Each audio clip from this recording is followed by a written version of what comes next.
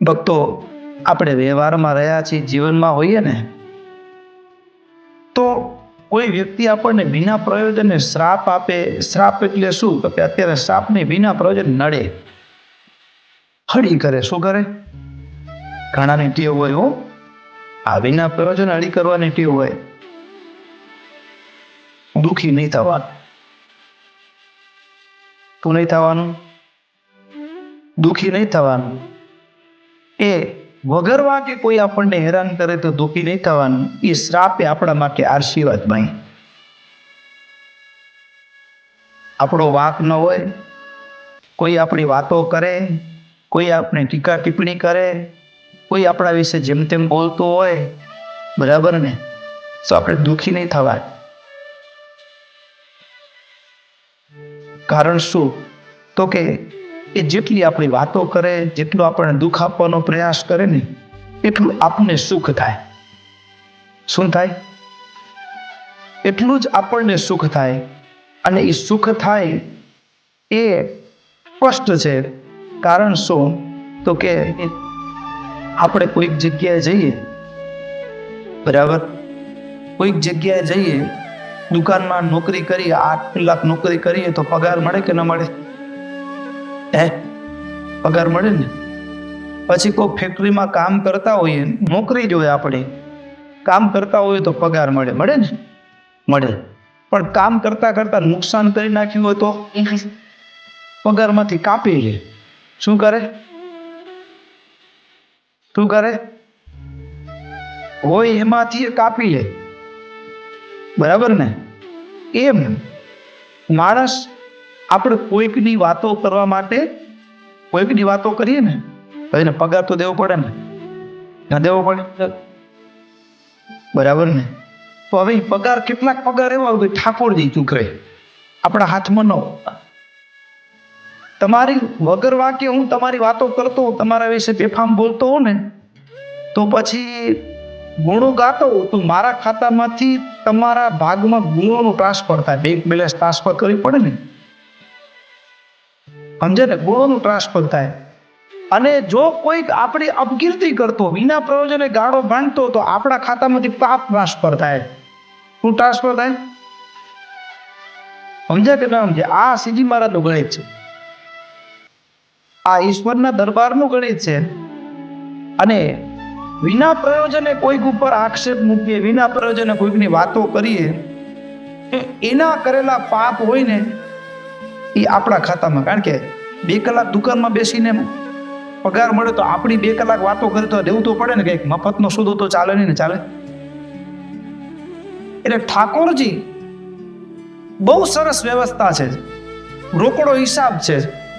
અને પેલી કથા પ્રસંગ આપણે સાંભળ્યો પણ છે કે 4 બ્રાહ્મણો પંડિત કાશીથી વળીને પાછા વળ્યા, અને પાછા વળ્યા ત્યારે એવું બન્યું કે રસ્તામાં એક જગ્યાએ રોકાયા, અને ત્યાં શેઠને એમ થયું કે આ પંડિત બ્રાહ્મણો બહુ સુગ્ન છે ભણીને, અને એમાં નવયુવાન વિદ્યાભ્યાસ કરીને પાછા ફરેલા, એટલે મારે કેમ આવા બ્રાહ્મણો મને ક્યાં મળે? એટલે એને ઘરે બોલાવી આમંત્રણ આપ્યું, જમાડ્યા.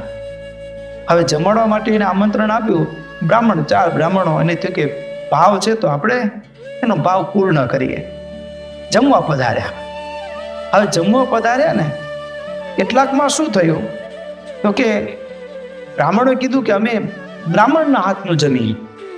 એટલે એના માટે રસોઈયા 2 બ્રાહ્મણને તૈયાર કર્યા. 2 રસોઈયા બ્રાહ્મણ રસોઈ બનાવે. હવે સમય લાગે. હવે રસોઈ બનાવે એ દરમિયાન બન્યું કેવું તો કે રસોઈ તૈયાર થઈ રહી, અને બ્રાહ્મણોને પીરસવા માટે લઈ જાય કે થોડું પાત્ર ખુલ્લું હશે, ઉપર કંઈ ઢાંકેલું નહીં હોય, અને એમાં આકાશમાંથી એક સમડી સાપને લઈને જતી હતી. અને સાપ તો લાચાર હતો, અને એના મુખમાંથી લાળ ટપકતી હતી, અને ટપકતી લાળ એ શાકનું દાળનું પાત્ર ખુલ્લું હતું, એમાં એકાદ 2 ટીપા પડી ગયા.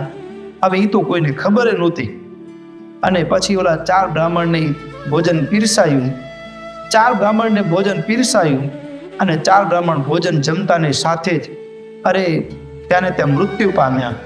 મૃત્યુ પામ્યા ને એટલે હવે એને અંત્યેષ્ટિ સંસ્કાર અને લોકમાં તો હાયવો થઈ ગયો, હાયવો થઈ ગયું. પેલા શેઠને પણ બહુ અફસોસ થયો કે આ શું થયું, આ તો મારા ઉપર કલંક આવી ગયું, જમાડવાના બદલે મારું ભૂંડું થયું ઉલટાનું સારું થવાની જગ્યાએ.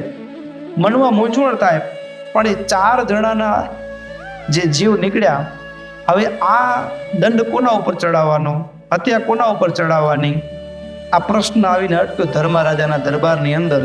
પ્રશ્ન આવીને અટક્યો. વાત તમે બધાએ સાંભળી છે, પણ ધર્મરાજા વિચાર કરે, સાંભળી તો એનો ખોરાક કહેવાય સાપ, અને આકાશમાં ઉડવું એ તો એનો માર્ગ કહેવાય, એનો તો કંઈ વાંક ન કહેવાય, એ તો એનો રસ્તો છે.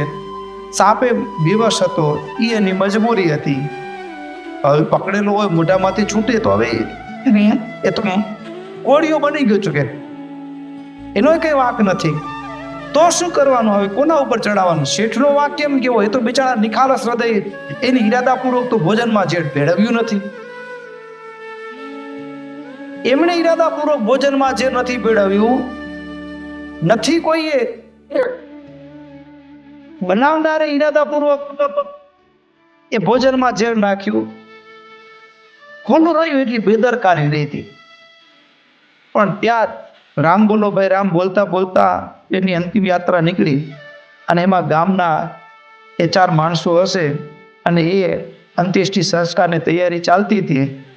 આ બાજુ ધર્મરાજા મૂંઝાયેલા હતા કે કોના ખાતે ચડાવવો હિસાબ, અને મૂંઝવણની વચ્ચે 4 જણા વાતો કરવા લાગ્યા કે શેઠ છે એ તો કપટ કર્યું, ષડયંત્ર કર્યું, આ 4 જણાને મારી નાખ્યા.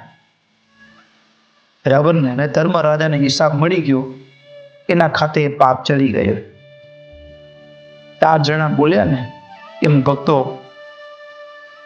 વિના પ્રયોજને કોઈ આપણને હેરાન કરે ને, વિના પ્રયોજને કોઈ આપણને હેરાન કરે તો દુઃખી થવું નહીં, એમાં લાભનો વેપાર છે.